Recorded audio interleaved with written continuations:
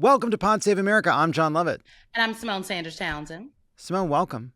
I am happy to be here. Me and my USA shirt, because we're taking patriotism back. Bringing patriotism back, one piece of clothing at a time. On today's show, Kamala Harris and Tim Walz launched their first post-convention campaign swing to rural Georgia. Donald Trump, not to be outdone, is selling digital trading cards of himself, and Jack Smith is back with an indictment remix. Indictments, Alito's version. With me to discuss it all is the one and only Symone Sanders Townsend, friend of the pod, co-host of The Weekend on MSNBC, former press secretary for Senator Bernie Sanders, and of course, former senior advisor and chief spokesperson for Vice President Kamala Harris. Symone, it's so good to have you back. It's good to be back. What a week to be here. I mean, there's not much to talk about. Every week for the last 60 days has been a good week to be here. This is actually very true. As we are recording this, things are kicking into high gear for the post-convention campaign push, or at least the Democrats are. Kamala Harris is getting ready to start a bus tour in southern Georgia later today. We'll talk more about that in a minute. And Tim Walz, on his way to join her, stopped at the International Association of Firefighters convention in Boston. Let's take a listen. When Donald Trump was president, he blocked overtime benefits for millions of workers. He opposed efforts to raise the minimum wage. This is the big thing. One of the goals of their Project 2025 is to screw the middle class, making it harder for workers to collectively bargain, allowing employers to drastically cut overtime or eliminate it, slash taxes for the ultra-wealthy by imposing a national sales tax on the rest of us.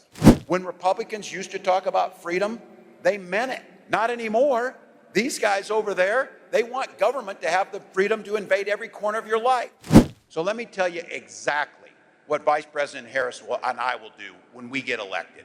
Then President Harris will sign the PRO Act, making it easier for unions to organize, lowering taxes for working families, and finally making corporations just pay their fair share. They're doing fine. Sisters and brothers in labor, it's time for you to step up to the plate. Symone, before we get to analysis of the speech, I want you to know that I was also campaigning with firefighters.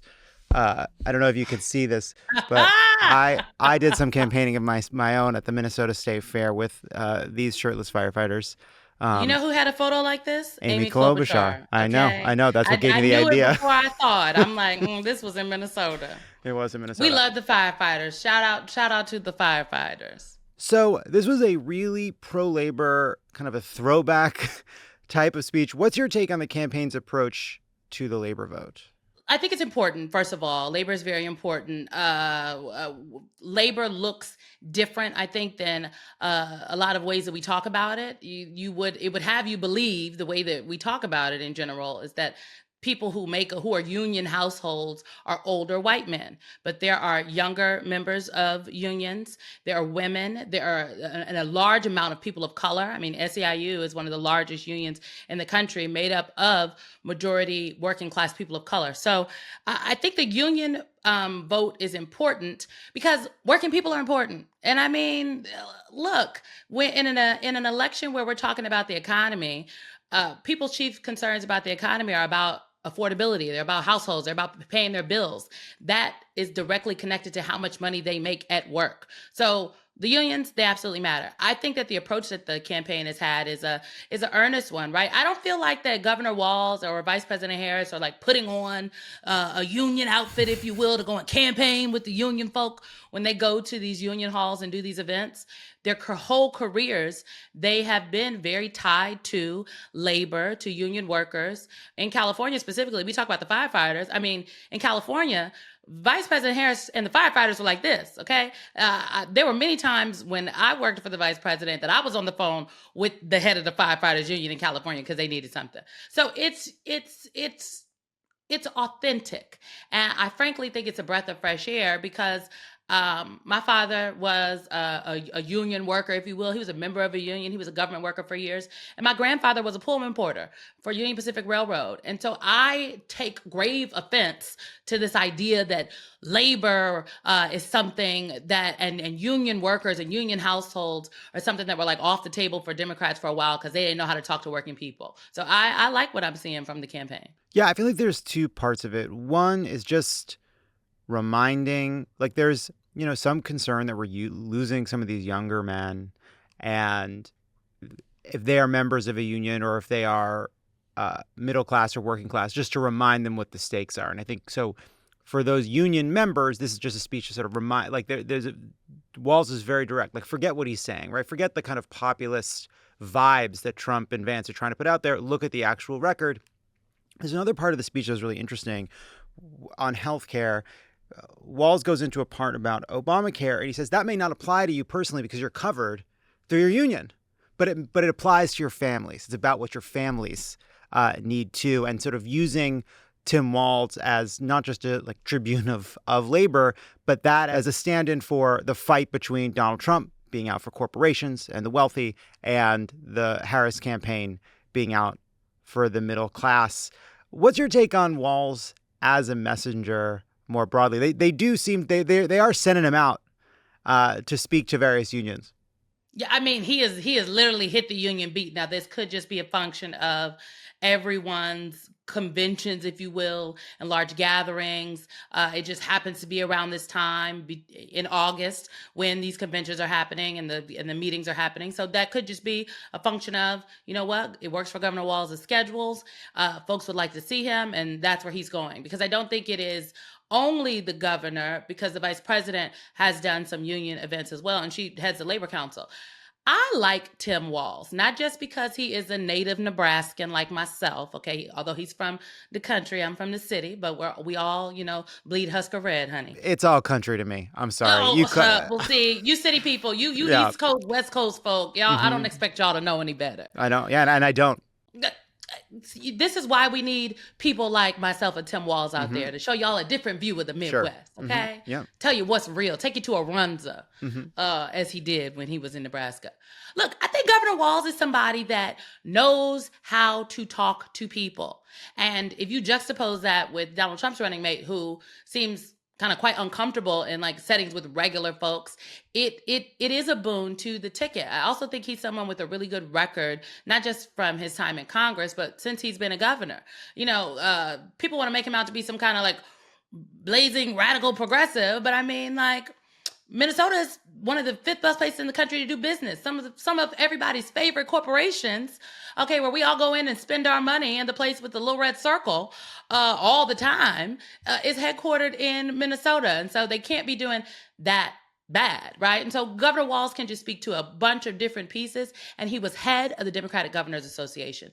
To me, that means he understands having to allow the different members of the association do what they need to do for their constituents in their states, but also knows how to pull people together that could come from very different walks of life, obviously different parts of the country, or under one umbrella and one agenda, which was with the Democratic, what he did as the head of the Democratic Governors Association. So I just think he makes sense, and he's fun. He's a nice guy. Like, who can hate Tim Walz? Who? I was at the Minnesota State Fair, and there was something really sort of discordant, which is there's the Democratic Party has a booth and the Republican Party has a booth, and the Democrats hand out pro-Democratic buttons and the Republicans hand out pro-Republican buttons. But then there was this, I think it's a PAC or some organization, they have a Never Walz booth, and they were handing out Never Walz merch. First of all, which is, I think, like, I don't know. It was like it sort of was like, broke the vibe. Like, there's sort of like an unspoken rule at these kinds of like events, which is like, you can be political, but don't be an asshole. Yeah. These people have obviously never been to a fair. Okay. But there is something about Walz where that, like, the idea of anybody hating Tim Walz is so strange and makes you seem strange. And here's a guy that was head of the Democratic Governors Association. Here's a guy that was actively campaigning for the job of vice president. But he has this aw shucks vibe that kind of makes it seem like this is all just happening to him. And there's just nothing more potent than a politician whose ambition isn't on the surface, right? Like, he's clearly an ambitious guy. He's now he's a governor. He's a governor. He's a governor. He's a member of Congress, became a governor, wanted to be vice president. But you see him and you just think, wow, it's so cool that this has just happened to him. That he just happened to cross this. But I think it's like a powerful part of his appeal, because the ambition on a lot of politicians, Democratic and Republican, and on J.D. Vance, it just comes across. He just reeks of it. J.D. Vance is what we like to call in the streets a pick-me. He's like, oh, pick me. He gives strong pick-me energy. I don't think there's anything wrong with ambition, but I do think that there's something wrong or just not relatable, when you come across as just like not being a good person, not being uncomfortable in just regular settings where we're supposed to be able to do normal things that we all do as just humans. And Tim Walz doesn't give that off. I also think there's something to be said about the fact that there were lots of people that wanted this job, i.e. the job of vice president, and Vice President Harris chose him. And because of how she felt in the conversation, the rapport that they had, that they built up in a short amount of time, and also that he was just very straight up and forthcoming, is my understanding, about the fact that he did not have desires to be president. You know, that is something that's like, you know, Tim Walz is like, look, this is a job I want to do. I'm here to do it. I'll be good. We're going to have a good time. You can pick me or you can not pick me, but I'm here. And she was like, we'll take it. I love that. Let's do it together. Exactly the right thing to say. And to be clear, I think it's like voters tend to be anti-ambition, especially with women, especially with people that aren't white guys. I love ambition. I think the more ambitious, the better. But it rubs some people the wrong way. They like politicians who seem to stumble into it. I don't think it's right or wrong, but it does seem like that is part of I think the why Vice President Harris has been received so warmly is because she's been able to evade some of the misogyny that would have come along with a woman actively seeking the job. Well, look, I think maybe a little yes, but also I believe that to me, I find it a little misogynistic for folks to have been sitting around like, well, if Joe Biden can't be the nominee, we're going to have an open convention because who is going to do it? As though the vice president hadn't been, working as the vice president for the last, almost 4 years. And then when Joe Biden does get out, says, okay, it's my vice president, and forcing people to either go against now he and his vice president or just go along with the get along. They went along with the get along, and she actively went out there and earned the votes and the delegates. People then are like, oh, wow, I didn't know she was doing X. Wow, she really is good on the trail. Oh, my goodness, people like her. Well, what y'all think she been doing? He's like, who y'all think helped shore up Roe versus Wade in the aftermath when Roe fell? Who y'all think helped shore up the activists and the advocates and the state legislators across the country? It was Kamala Harris walking around doing the tour. So to me, there's just a little bit of a, why weren't y'all paying attention to her? And some of it is the nature of the vice presidency. You cannot tell me what a vice president did every day, the last 4 vice presidents. Maybe Dick Cheney, and that's a whole nother story. But you generally don't know what a vice president does every day. But when push came to shove and folks were like, well, where is the bench? It was like people looked over the vice president. And part of that, I do think, is rooted in a little misogyny. There were people that felt like she wasn't ready, right? That she couldn't rise to the occasion. And I'm glad that Joe Biden didn't.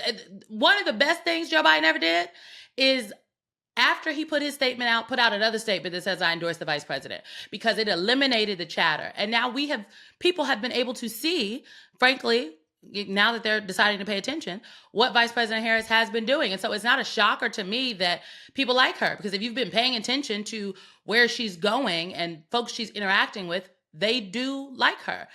People have just been caught in this doom loop of, I think, her first presidential campaign and then that one interview with Lester Holt. And I'm just kind of like, can we not elevate? Can we not see full pictures? And maybe not. Well, I do think, yes, I think all that's true. I do think some of it was an overcorrection. What's been so, I think, first of all, she's been put in the position of going from being the vice president to being the standard bearer of the party in the fight to save democracy. That happened in 48 hours. And she rose to the occasion in such an extraordinary way that even if expectations weren't artificially low, and I agree, I think they were, she's still doing extraordinarily well. I mean, like the way this campaign came out of the gate, the way she kind of took this mantle and rose to it, I think that is an extraordinary achievement, even if she wasn't underestimated. I will say, I do think it is the combination of the 2020 campaign being one in which she felt like she had to run away from her biography as a prosecutor straight into being vice president, which is a job in which you kind of subsume your identity in a different way, led to a kind of, I think, undervaluing of the Kamala Harris stock. Yeah, I mean, I think about, I remember, obviously we all remember 2020. I remember that primary, the 2019 primary, and her campaign started with, first she came out, she was a progressive prosecutor, and some of the activists were like, no, you're not. What is progressive prosecutors? You're not as progressive as, look at all these current prosecutors, when literally she was a prosecutor before all those other people were prosecutors. It's how when she was a prosecutor, she was progressive. But that initial brushback, her campaign recalibrated. And then they went through all these different reiterations. But frankly, what we are hearing from the vice president now is where her campaign ended. She ended on this riff about, I prosecuted, I locked up rapists, sexual predators, fraudsters. I know a criminal when I see one. Let me read you his rap sheet. That's what she used to say about Donald Trump on the campaign trail and the end of 2019. Fast forward to 2024, she comes out of the gate in her own campaign now, and she says, I was a prosecutor. I took on fraudsters and sexual predators, and I know a perpetrator when I see one. I know Donald Trump's type. So it is not a huge divergence. I just think it was a message, frankly, that she found too late, and that she has been able to hone over the course of some years, because it is authentic to her. And there is something to be said about an authentic, campaign message. And the problem with, one of the many problems with Donald Trump and J.D. Vance is that they just lack authenticity. It's like they would love to paint the picture that you don't know what, Kamala Harris and Tim Walz believe. But I think on a number of things we do. I think there's some questions about her policy, which people gonna get answers for when they roll out policy positions. A month ago, Joe Biden was a Democratic nominee. Let's be serious here. But what does Donald Trump believe? Does he believe women have the right to their own reproductive freedom? I highly doubt it, because he brags about, put the judges on the court that overturned Roe. But he wants to tell us that he's the best for women, J.D. Vance says he believes in all families and the child tax credit, but he skips the vote. So it's just kind of like, I feel like the people that are fraudsters here and really not showing us who they are not the Democrats running for president. When Biden stepped aside and endorsed Kamala, people were circulating this ad where Kamala, it was the very kind of gravelly voiceover saying, Kamala Harris, she's the anti-Trump. People said, wow, that ad could run today.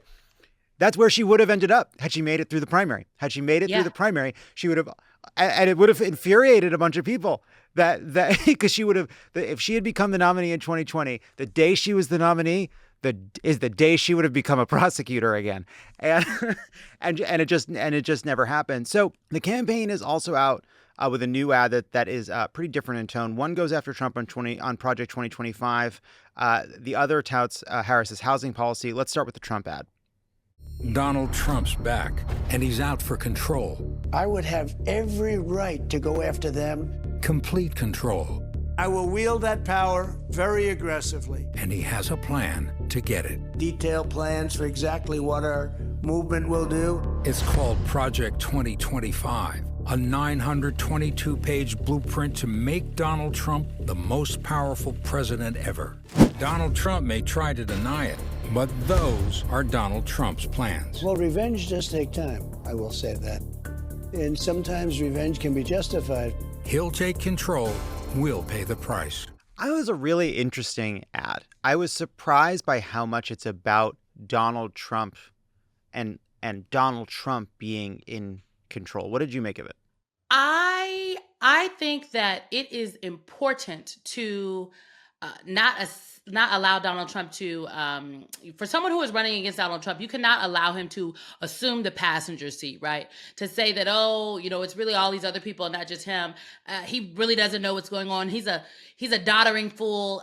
Because I actually don't think that that's the case to a certain extent, right? He is very much so in charge. As you know, who the president is matters, and who the people around the president are matter as well. And they can either affirm a president's best intentions, or they can affirm and reinforce their worst intentions. So who the president is matters. And this ad squarely puts that in the forefront. Project 2025, the work to put it out there into the public ethos, it has taken a hold. And I know sometimes there is not enough time in a campaign to educate the electorate about something. You can depending on where you are in an election cycle, you can choose to take your time educating the electorate, but that could be at the expense of earning their vote. On Project 2025, it is something that the electorate, young people, older people, folks that don't do politics every day, they are bringing it up on their own. Melissa Murray and I were at this nail shop in D.C. We were filming for a project at my nail shop in Washington, D.C., and we had 3 young women who were there with us, millennial Black women, 2 from North Carolina, and unsolicited brought up Project 2025 in the suburbs of Butler County, Pennsylvania, talking to an intergenerational group of Black women. Unsolicited brought up Project 2025.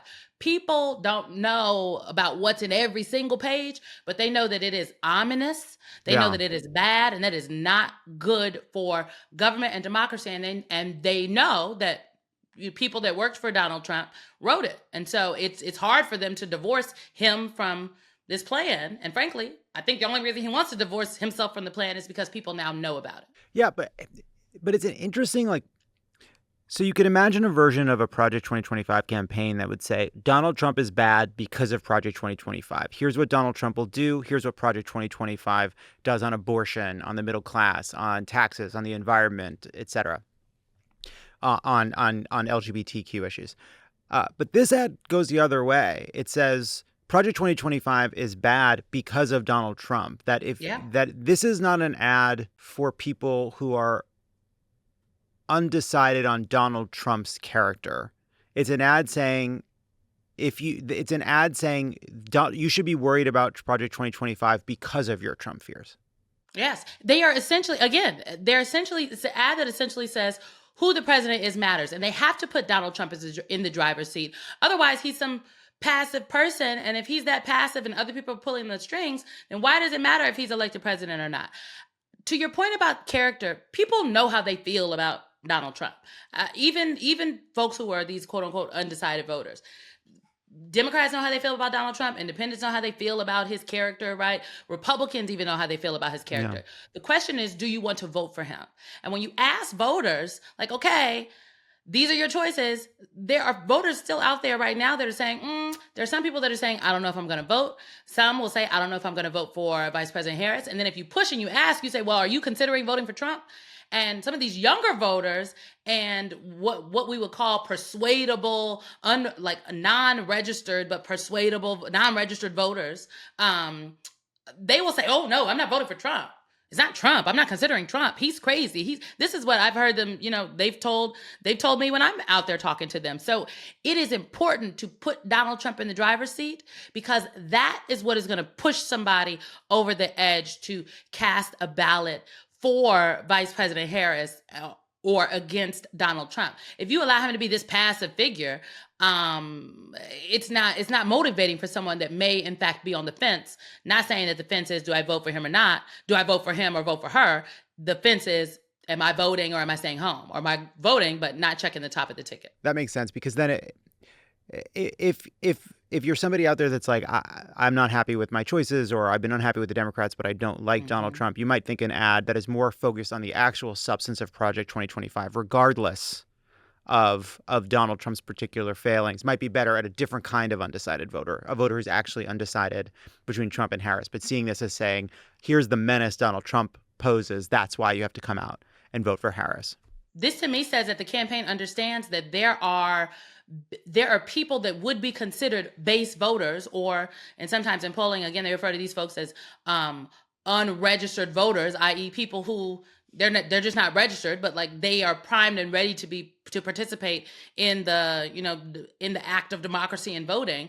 There are people that are still not all the way convinced that they are going to go out there and vote for her. And so this to me says that they understand that it is not in the bag, as they have been saying, but this is them putting their money where their mouth is to put these ads on the air and target and on digital. So I think it's really, really smart.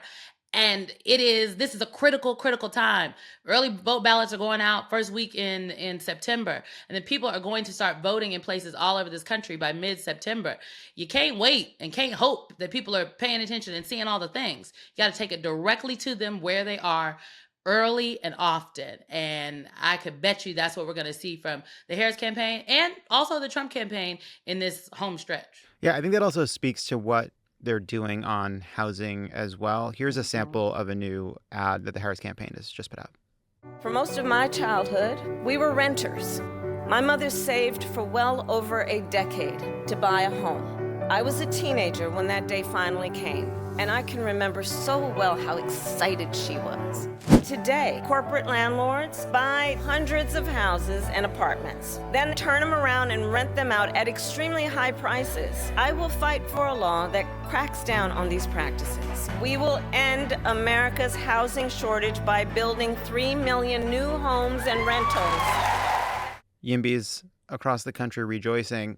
I'm going to quote the campaign's release directly. Vice President Harris is running to lower costs and end the housing shortage, while Donald Trump has a long history of exploiting tenants as a landlord, upholding racist housing practices, and giving handouts to wealthy real estate developers while working to jack up rent for working and middle class Americans. The way that was written also to me spoke to the same dynamics that you're talking about, right? Like basically specifically talking about racist housing policies, specifically talking about how Donald Trump is a slumlord. It sounds like something going after more disaffected voters rather than the kind of suburban moderates, the women we're hoping to bring into the fold with, say, abortion. Why do you think they're opening so hard on housing as opposed to, say, other places where people are pointing to prices as being a huge problem?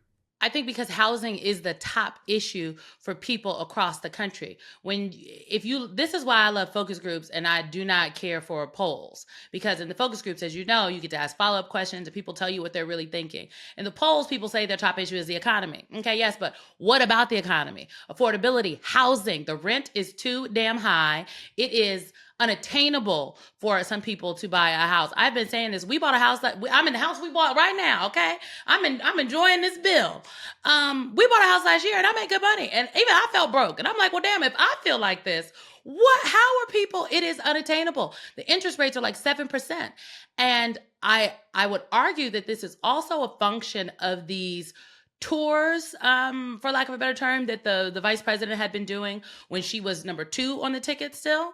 She did a economic opportunity tour where she was talking about what the Biden-Harris administration has done to shore up businesses, with a particular focus on small businesses and businesses of color, Black businesses, and has been doing these tours on college campuses. When you are out there talking to people, housing comes up, and you cannot talk about that the United States has had the greatest recovery of all the G7 countries. GDP is up, unemployment is hitting record lows. All of that is true.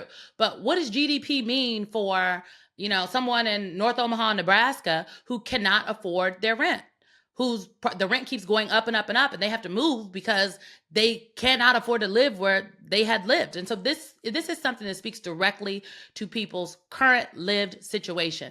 Now, I would also say, though, one of the things that the campaign has not done as much of that I think they need to start doing, and I don't know why, but she is the sitting vice president. They have been doing things about housing right now. I mean, when Marsha Fudge was the HUD secretary, they took on the price gougers directly. Marsha Fudge took on the appraisal folks that were doing the bias appraisals directly. Like, they put rules in. They did an assessment, and they put rules in place to mitigate some of that. There was a bill in this current Congress, the last 2 Congresses, particularly about housing. It didn't pass in this Republic. The Republicans, I don't think, have even put it on the floor. So this idea that once she's elected president, these are some of the things she will do. Well, she's vice president now, and I think that's a very fair statement to make. And the Biden-Harris administration has been doing things on this issue, but they got to talk about both. They acting like the lady is just out here like she a governor. She's not a governor. She's sitting vice president of the United States of America. I think pointing to places where Republicans have stopped policies that would address housing prices is a good thing to do. I think the reason that I would say that probably they're not doing that is because if you ask people, they feel like nothing's been done, things aren't getting better. As you go around taking credit for policies that may have mitigated this issue in certain places, what they're really seeing is a generational failure to build, a generational failure to keep housing prices low. I'd be more worried about the fact that this is a promise. I hope we do build 3 million new houses, but that's going to take time. And really, the issue she said in 4 years, which I also think is important, right? She didn't say she's going to build by the end of her first term. So you got 4 years to get 3 million homes. And what a goal. Hope we get there. But the bigger issue is that getting housing prices, what you're trying to do is build enough supply. You should be going after landlords that screw people and all the rest. But the actual challenge is building huge amounts of housing to make up for decades in which we failed to build enough to either stop the rise in prices or slowly bring prices down. So as people's incomes rise, housing takes up a lower share of people's income. That is a very long-term project. There was a reason Obamacare it took 5 or 7 years for it to become popular, right? Like I do worry that this is one of those areas where people are gonna be looking for signs of success, and it's a very tough problem. Well, when you think, I think of this a lot like the actual infrastructure projects. I think that there is we don't have to go down a rabbit hole about like Bidenomics. I'm one of the people that was like, well, just stop just calling it a thing and just say what you're doing. We don't need to put a cute little label on top. Nobody knows what that is. And then they stop putting a cute little label on top and just talk about the machinery. Mm-hmm. But you can see a bridge being repaired. Like when I fly into LaGuardia in New York, I can see which parts of LaGuardia have gotten the love. You can see when there is construction being done on your bridges, right? Those are things that people can see and touch and feel. Building new housing is something you can see. Now, I do think this is why public-private partnerships are important. And if I know the vice president and the people around her who have been, helping advise her on these policies, as I do,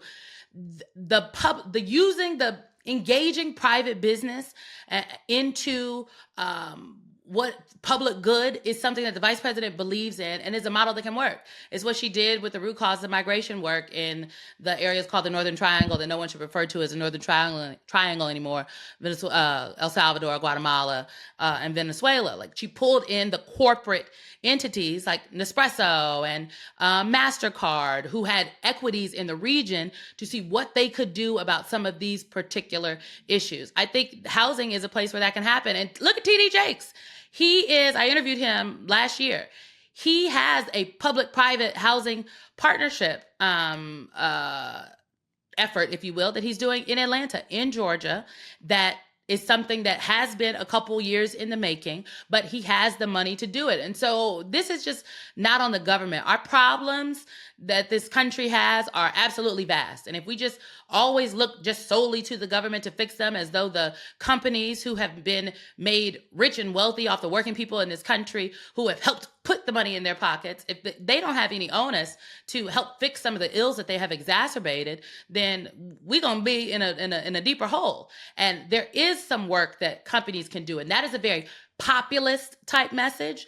And it's a message that I think resonates with folks across, maybe not, the wealthiest people in this country, but definitely resonates with those working class folks that we started talking about, those labor folks who feel that viscerally. And if that is where this policy is going, you can mirror those two. It can be very, very successful, but it will take time. This is not going to be overnight.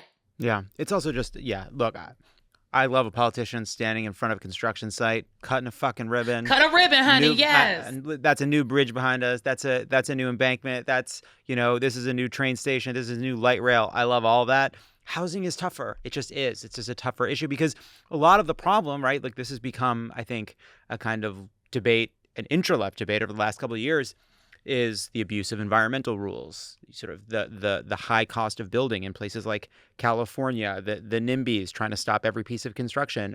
You can't get insurance. Let's just be honest. In places like Florida, because of the climate crisis, places like Florida and some places in California, you cannot get insured if you would like to build. And London Breed, mayor of San Francisco, has this line, which is America's not a museum.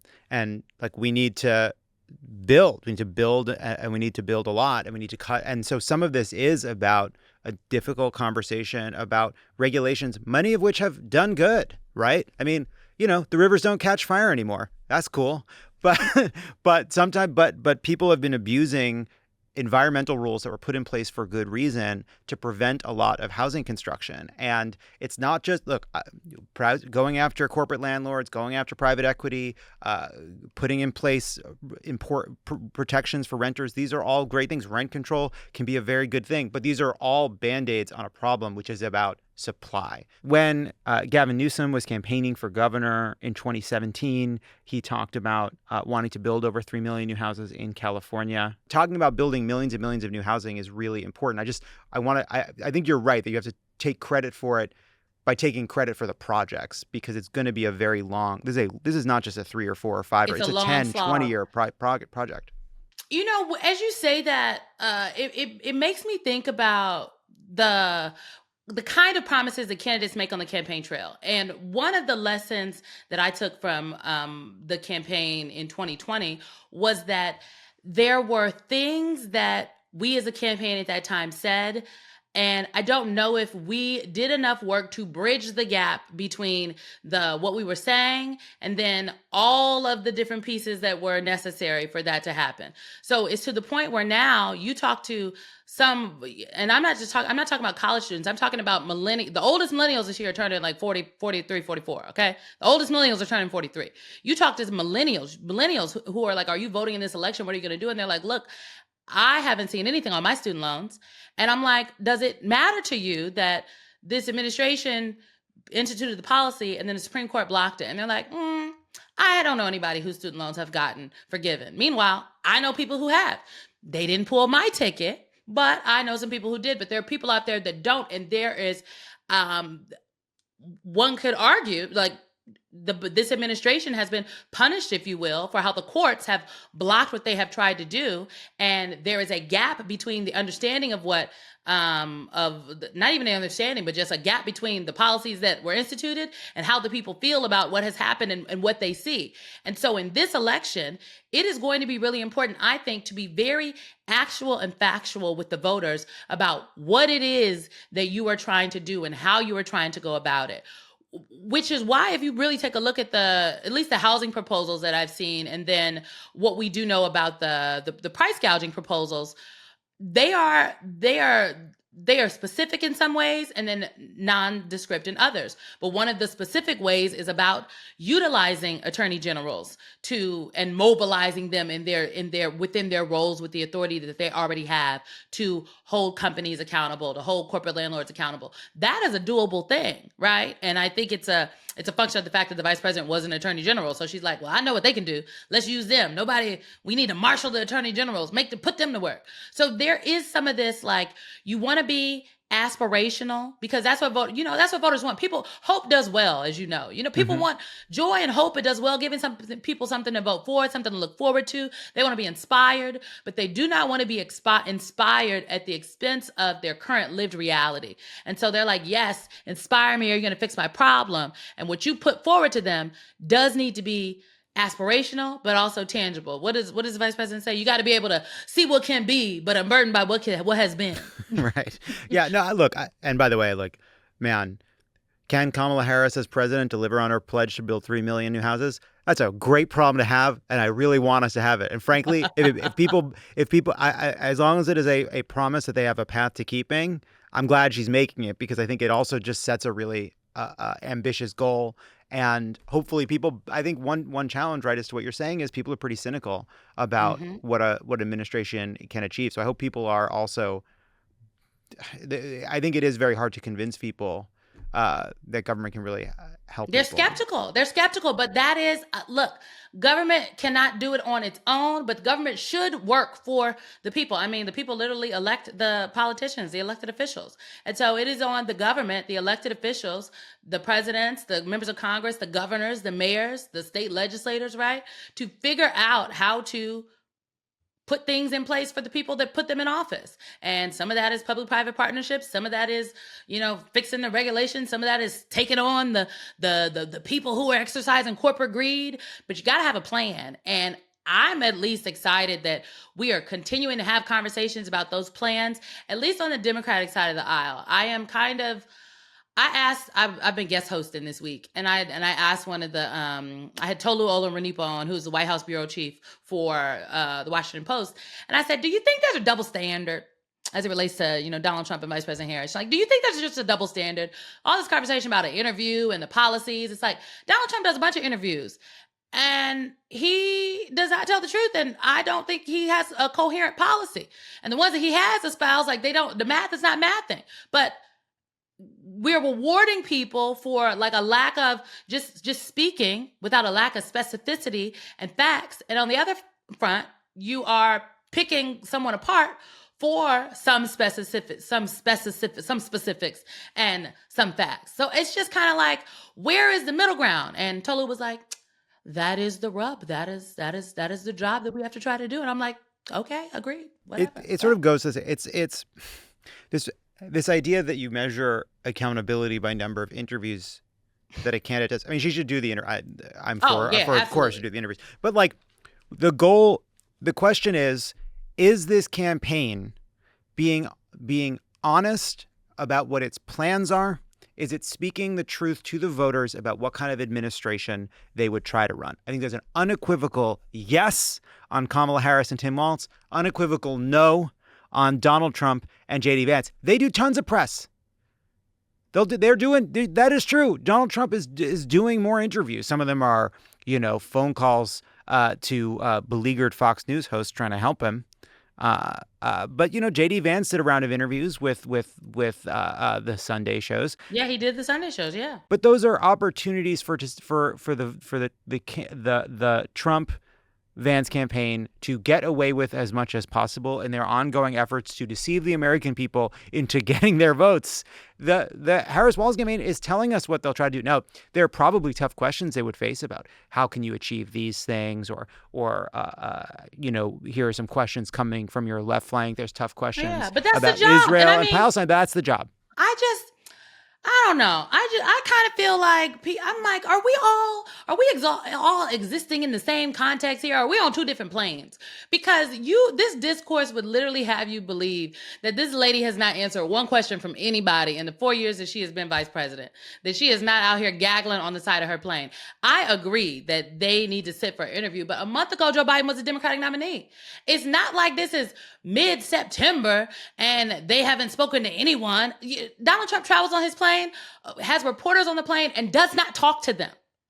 Literally does not talk to them, doesn't answer any questions.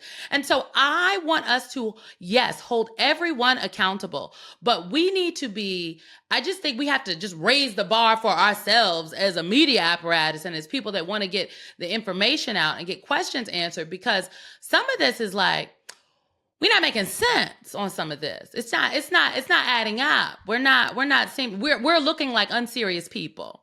Today's presenting sponsor is Simply Safe Home Security. If your Labor Day plans include barbecuing, bonfires, or even sparklers for the kids, now is a great time to think about fire safety. Simply Safe helps you protect your home and family, not only from intruders, but from other home threats. In the event of a fire, Simply Safe calls immediately to make sure you're safe and can even dispatch firefighters to your door if you can't be reached. Look, we love Simply Safe here at Crooked Media. A lot of people have installed it in their own homes, including Jon Lovett. Set it up himself. They got the most advanced sensors in the game. You can turn it off and on from your phone and just have that peace of mind. With Fast Protect monitoring and LiveGuard protection, Simply Safe agents can act within 5 seconds of receiving your alarm and can even see and speak to intruders to stop them in their tracks. You'll never be locked into a long-term contract, so you can cancel at any time. Pricing is transparent and affordable at less than $1 a day with no hidden fees ever. Simply Safe has been named Best Home Security System by U.S. News & World Report for 5 years running and offers the best customer service in home security, according to Newsweek. It's easy to install and activate your Simply Safe system in less than an hour, or choose professional installation to have a pro do it for you. Protect your home this summer with 20% off any new Simply Safe system when you sign up for Fast Protect monitoring. Just visit simplysafe.com/crooked. That's simplysafe.com/crooked. There's no safe like Simply Safe. Let's talk about what Donald Trump has been doing while Harris and Walz are barnstorming the country. Today's big themes are Bidenomics, accusing Kamala of faking her engagement numbers, attacking Judge Merchan for the gag order, and attacking Jack Smith, plus congratulating himself on getting Tulsi Gabbard and RFK Jr. to endorse him. As of 12:30 p.m. Eastern today, the top Truth Social feed was this video. 50 all-new stunning digital trading cards. It's really something. These cards show me dancing and even me holding some bitcoins. Purchase 15 or more of my Trump digital trading cards and we'll mail you a beautiful physical trading card. It's really, I think, quite something. Each physical trading card has an authentic piece of my suit that I wore for the presidential debate, and people are calling it the knockout suit. I don't know about that, but that's what they're calling it. Purchase 75 of my Trump digital trading cards, and you will also be invited to join me for a gala dinner at my beautiful country club in Jupiter, Florida. I'm keeping my Trump digital trading cards at the same price of $99 each. Go right now and collect your piece of American history. So I'm going to put my piece of Trump suit right next to my little chunk of the Berlin Wall. How we know it's the real suit? That's what I want to know. Like, how? Who believes this is the actual suit? Who believes this man cut the suit up? So 6 months ago, I would have said, wow, the threat of imprisonment sure has sharpened Trump's mind.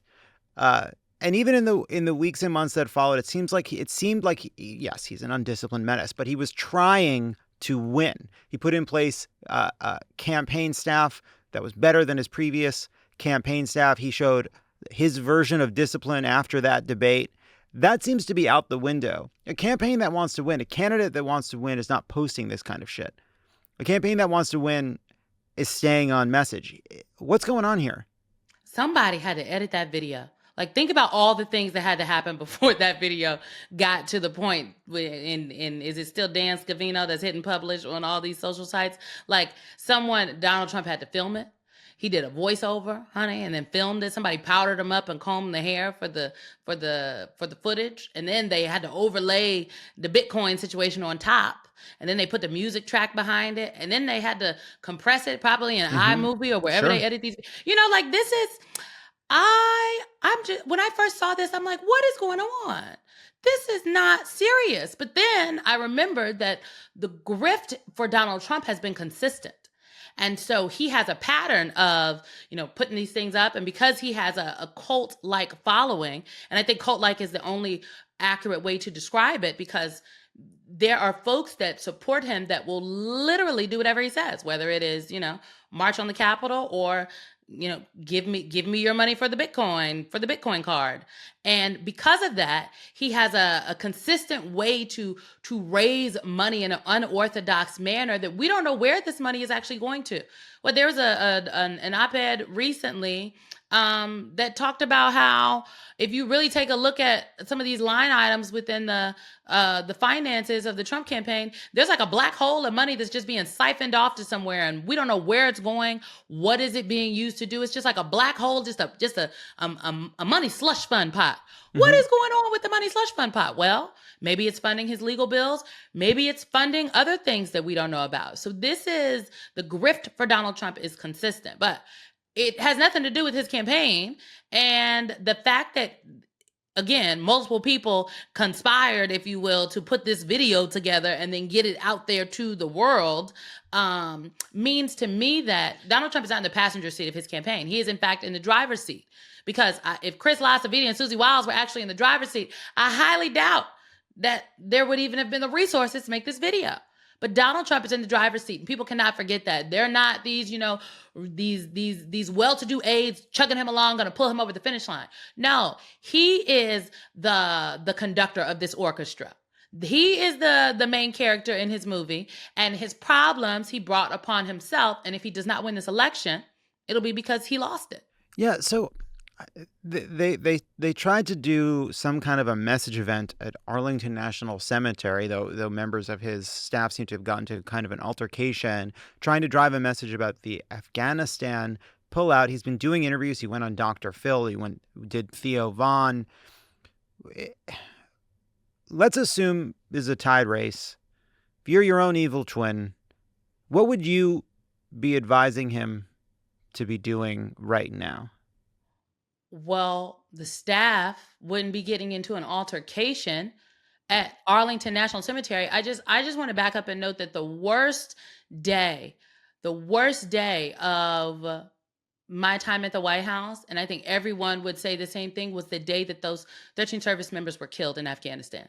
Everyone who worked at the White House remembers where they were when that happened. I was on a plane with the vice president. We were coming back from an Indo-Pacific trip. And we went and we made a stop at an unannounced stop at an Air Force base to stop and have time to speak with service members because of what was happening in the world. And so it is to take that very harrowing, and again, the worst day of my time at the White House, and to then put it in squarely political terms, because that is in fact what was happening. I was just shocked to see it. I don't know. I was shocked to see it. My evil twin cannot advise Donald Trump because it will require him to be disciplined. You know, my evil twin deals with discipline. You know, it would advise him to be strategic and want to take advice. And what Donald Trump has shown us, because, you know, when people show you who they are, we should believe them. That's what Dr. Maya Angelou said. He has shown us that he believes he is his best political advisor, that he believes he can run that if he's listening to his instincts, that's what he should do. Yeah, the aides want me to do this, but I'm doing that. And you cannot corral a person like that. It just doesn't work. That's one of the worst kind of people to work for. That would be a candidate I would quit on, because as a matter of fact, that'd be a job I wouldn't even take, because you figure that out in the first sit down, honey. You have your sit down, you ask your questions, and then you figure out, oh, you are a fool that will not take advice. This is not the place for me. One person you did work for is the vice president. I did. She took advice. So she's doing this Georgia swing. They're going to rural Georgia. As part of that swing, they're going to do that sit down with Dana Bash of CNN. Debate coming up in 2 weeks. How does Kamala Harris prepare for big moments like this? And what do you think the goal of this interview is? So I'm going to go with the goal of the interview first. I wonder if there is a new policy or something that is being unveiled. You know, when I would orchestrate interviews, not just for the vice president, but in any of the other, you know, folks that I've ever worked for, I would think about, okay, well, what can we drive? But especially when it was for the vice president, we need to be able to drive something so that you are not just coming to the interview being beholden to the news of the day. So is there something you want to announce, something you want to point to? I think maybe the thing that they're trying to drive is the fact that they are aggressively courting every vote. You know, vice president has said, she said during her convention speech that she essentially wants to she will be a president for everyone. It's about Americans. And a bus tour like this, to me, says, and we are now we want to walk it like we talk it. So maybe this interview is an opportunity for her and Governor Walz to do that and talk about that engagement and the people that they've seen, and then also be seen together, because you cannot underestimate. You know, I know a lot of people are excited about the history that is able to be made and the historic nature of the vice president's candidacy, but there are also a lot of people in this country that will still say, I don't know if I want to vote for a Black woman. So the people need to see the vice president out there being a candidate for everybody and sitting next to her running mate, which is a white man, frankly, and to see the juxtaposition of, oh, look at this person that she chose to be her number two, who, okay, maybe this is a thing. Is this where we are, America? It could be if you vote. So I think that's what's happening there with the interview. I would argue that should be the first of many, because there should be many things to drive. And when you have many interviews, as you know, then you don't get hung up on one being like a high stakes situation, because you have many things lined up. So perhaps we're going to see the vice president do not just his television interview, but maybe you'll see a couple of print interviews that then drop some days after with journalists or columnists. Maybe she's calling into one of the major radio shows, doing something on NPR, all of these things to flood the zone in her and her own voice, separate from whatever she says on a stage at a rally.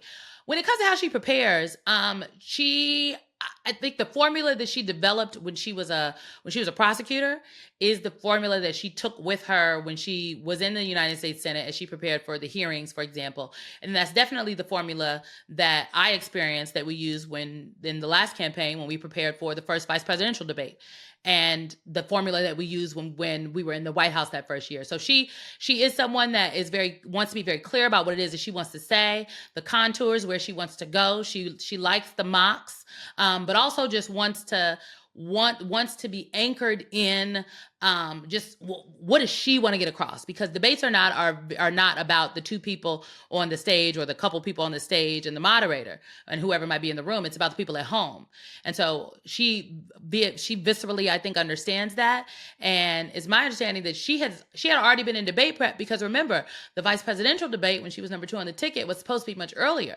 And so she had already started debate prep, and the team that was prepping her then is the same team that is prepping her now. They just retooled the prep. And so she is, I think, well-versed in already what obviously the Biden administration was doing and what the Biden policies would be. Right now, I think it's mirroring the two between what she is saying she would want to do, what the Biden administration has. She has to defend her and Joe Biden's record, but not to a fault. She has to look to the future. And how can you ensure you're doing that on a debate stage, but also standing next to someone who wants to rattle you, wants to get you off your rocker, and will just say whatever. And, you know, you don't want to be in a position where you're in a complete back and forth with Donald Trump. But I think her team would love one of those moments like that vice presidential debate when Mike Pence tried to interrupt her and she's like, I'm speaking. We were in the back like, yes, she did it. She did it. Where are you on muted versus unmuted mics? This has been unmute the mics. Like, what is this mess? Unmute the mics. These are adults. Why are we muting people like they in kindergarten? I was never a muted mic proponent. I think that Donald Trump's crazy needs to be seen. I'm also not a proponent of deplatforming Trump. I'm somebody that believes you need to play his sound. People need to hear him. I believe he should be fact-checked, but the best thing that happened to Donald Trump is that he was deplatformed, because now what he's saying is not making its way out into mainstream, because when it does and people do cover it, he often backtracks. He walked back what he said about a bloodless, right? And like the and what happens if he doesn't win. He's tried to walk back what he said about Roe and women and IVF and abortion, because he's seeing the reaction and the reception. Heck, he even tried to walk back what he said about the vice president not being black. He's like, well, I don't know what she is. That ain't what you said, sir. What? But because it was covered, it forced him to recalibrate. And so Donald Trump is someone that benefits when people feel as though like, oh, he's too terrible to cover. This man could be the next president of the United States again. Cover him, play his sound, unmute that man's mic. Now, Kamala Harris is in Georgia. She's campaigning in rural parts of Georgia. Quentin Folks talked to Playbook this morning about this strategy. It feels like this is and John and Tommy talked about this a bit on Pod Save America yesterday, but it feels like this is two things happening at once. One is trying to drive the margins down in rural parts of the county, but also trying to say Georgia is in play in part because we can run up the numbers with black voters in places like Atlanta, a signal that they are not going to accept this argument that there is a weakness among black voters. Do you think Kamala being the nominee has changed that? What do you think's happening? I think her being the nominee has opened up a newness, right? And one could argue, oh, she's the incumbent vice president, though, so how can she be new? But she is new for a lot of people on the campaign trail. This just feels like a different campaign, and that is to her and Governor Walz's benefit. What is happening in Georgia, frankly, is also what they are doing in other places across the country. And it's what anybody who has ever won statewide, who is a Democrat, who represents a diverse state, which is many states across this country, has done, is you have to go into the places and spaces where people might not be usually primed to vote for you, or you don't usually win those counties, but you need to close the margins. And that's what Obama did in 2008. That's how he won. Okay, he closed the margins in some of these spaces and places. People talk about California like it is one huge, city party from Mexico all the way up to almost Oregon. But to be very clear, there are very rural parts. Yeah. There's rural parts of California. Kamala Harris has won statewide multiple times in California. And Quentin Folks, who obviously was one of the architects of Senator Warnock's win in Georgia. So this is something that Democrats absolutely have to do. And I would also note in places like Georgia, but also in places like North Carolina, there are black voters outside of the city. right? There are Black voters outside of Metro Atlanta. There are Black voters in some of these rural counties. Quentin Folks is from one of these rural counties. There are other voters of color in Georgia specifically. It was Black voters that helped deliver Georgia for Joe Biden and Kamala Harris in 2020, but it was also AAPI voters and Latino voters in the suburban counties and then also in some of these rural areas. And so that's who they are going to need to talk to if they want Georgia to continue to be competitive. Would you put Tim Walz on Joe Rogan? No. Okay. I wouldn't, but he should go on Howard Stern. I would put him on Howard Stern. Okay. Joe Rogan's problematic. No, for sure. Hey, listen, for You know, sure. I'm like, For sure. I'm just trying to win. I'm just trying to Yeah, win. I you don't know, care but about like, anything listen, else. I don't care about anything else. Those folks, the people that are probably listeners of Joe Rogan, there's some crossover with the Howard Sterns of the world. Okay. But at the end of the day, there is always this idea from our Democratic friends that are like, oh, you gotta win the white working class vote. And like, what is that? Because Democrats not even Bill Clinton won the majority of white people. I asked Tad Devine the last time I saw them. I said, did y'all win white people? And he said, no. Tad Devine was one of the pollsters for Clinton. He said, no, we didn't even win white people. Okay, so Bill Clinton didn't win the majority of white voters the last time he was on the ballot. And so this idea that if you just do one more podcast over here, do one more thing over here, do one more thing over there, you're going to win, you're going to finally get back and win the majority of white voters. It's not happening. I'm not trying to win. I'm not trying to win the majority of white voters. It's a game of inches. It's a game of inches. I'm just trying to get some of these young men. Go to Howard Stern, okay? The young men are on Howard Stern. They're also on. They need to do Travis Kelce's podcast. Didn't they just ink a deal? Do some of the younger, hipper, things that maybe I would love to see a little Sports Center action, okay? A little ESPN action. Football season is coming back up. Like, are the people gonna get out on the sports rotations? Those are some of the things. But I would just say, it's they need to do that, and then they need to they should come talk to you. We want them to come talk to us on the weekend. Okay, come talk to us. Come talk to you. Come talk to us. Okay, come talk to us. We're so friendly.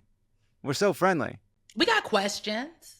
Symone Sanders, thank you so much. So good to see you. Thank you. It's always a pleasure. I appreciate our hat twinning. And I just want to note, I'm wearing my USA shirt because JD Vance said that, women that haven't birthed children, they don't care about America. And as a woman that has not birthed a child, I feel very patriotic. You're wearing your Trust Black Women hat. My Trust Cisgender White Gays hat is at the cleaners, so I could not wear that. Darn. Which is probably for the best. Everybody, check out The Weekend on MSNBC. And a week from Saturday on September 7th, Symone is going to be part of the lineup at MSNBC Live, Democracy 2024. It's a Lollapalooza of progressive nerds at the Brooklyn Academy of Music. Tickets are on sale at msnbc.com/democracy 2024. Symone Sanders Townsend.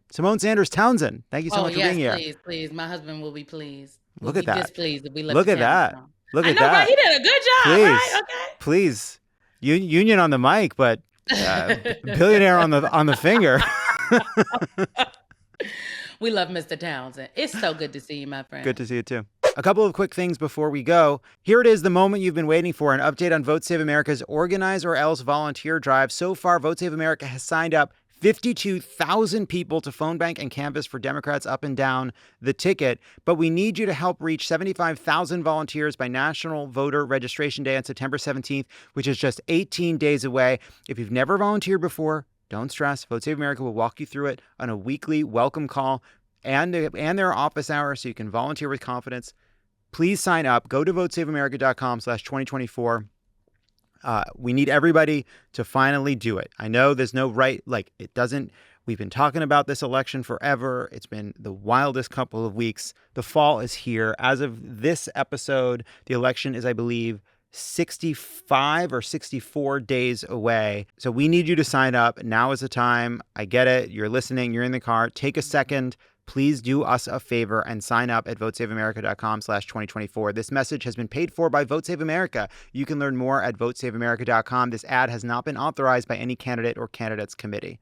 Also, in case you missed it, on the latest episode of Assembly Required with Stacey Abrams, Stacey recorded live from the DNC with the youngest member of Congress, Maxwell Frost, and civic engagement influencer Haley Lickstein. Together, they unpacked everything about Gen Z politics, from what matters to the youngest generation of voters to how their generation is working to mobilize their peers this election. A new episode of Assembly Required with Stacey Abrams drops tomorrow. Make sure to subscribe now so you never miss a new episode every Thursday.